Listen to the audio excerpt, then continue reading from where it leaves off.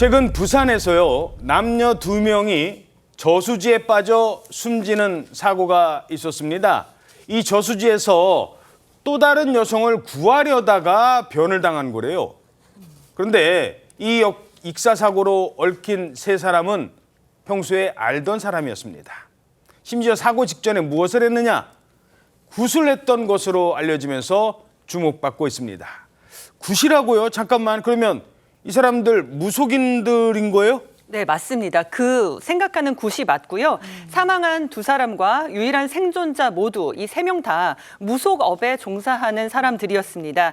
유일한 생존자는 40대 여성 무속인이었는데 이 40대 무속인이 최근 천도제라는 굿을 의뢰받았다고 합니다. 천도제는 죽은 이의 영혼을 극락으로 보내기 위해 치르는 의식이라고 알려졌는데 그런데 문제는요. 이 40대 무속인은 평소 점만 보던 사람이었습니다. 아, 천도제라는 걸 안 해봤군요. 네, 그래서 굿을 한 경험이 없어서 알고 지내던 60대 여성 무속인에게 이 도움을 요청했습니다. 그래서 이들이 모여서 지난 27일 오전 10시부터 굿을 시작했습니다. 그렇군요.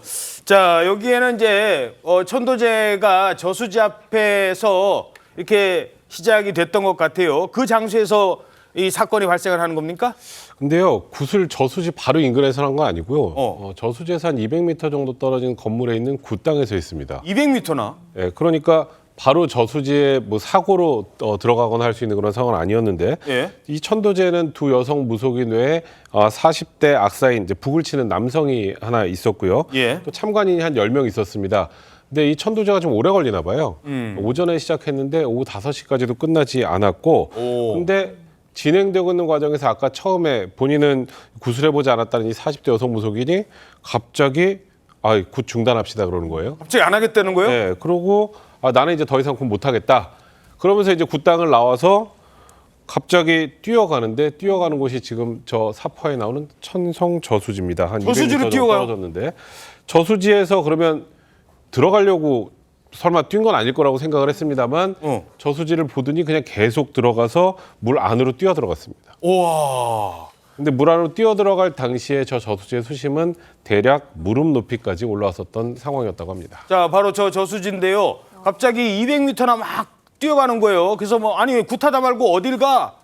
그래서 그 사람을 쫓아갔더니 저수지로 뛰어갔는데 잠깐만, 그때는 무릎이지만 더 들어가면 안 되잖아요. 계속 물이 쭉쭉 올라올 것 같은데 이거 누군가 말려야 될 것 같아요. 그렇죠. 당연히 따라 나갔던 60대 무속인과 그 40대 악사도 이 행동 보고 깜짝 놀랐을 겁니다. 아무리 지금은 무릎 높이까지밖에 수심이 안 깊다라고 하더라도 사실 저수지에다가 물속이니까 위험하잖아요. 그렇죠. 그러니까 당연히 어서 나와라. 아니 천도제 하다 말고 지금 뭐 하는 거냐, 빨리 나와라. 이렇게 설득을 했다라고 합니다. 그런데요. 굿을 할 수 없다라고 굿당을 나갔던 그 40대 무속인은 오히려 이들을 피하려는 듯이 뒷걸음질을 치다가 비틀거리면서 넘어졌다는 건데요. 이걸 본 두 사람, 그러니까 60대 무속인과 40대 악사가 이 40대 무속인을 구하기 위해서 저수지로 들어갔습니다. 자, 이제 2명이 더 들어간 거예요. 근데 이때 예상치 못한 일이 발생합니다. 어떤 일입니까? 네. 예, 저 지금 화면이 나오는데요.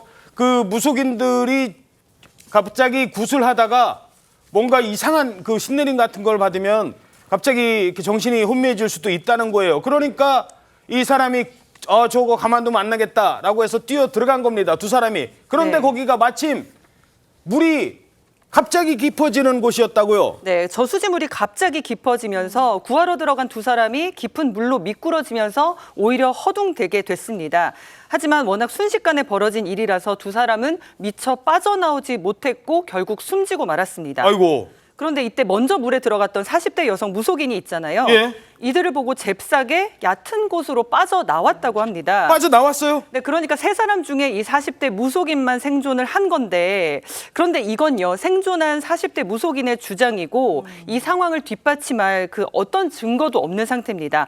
저수지 주변에는 목격자도 없고 CCTV도 없는 상황입니다. 이야, 그러니까 물에 빠지려는 사람 구하려고 두 사람이 저수지까지 뛰어들었는데 결국 구하려던 사람 2명만 숨졌고 본인은 사는 거예요.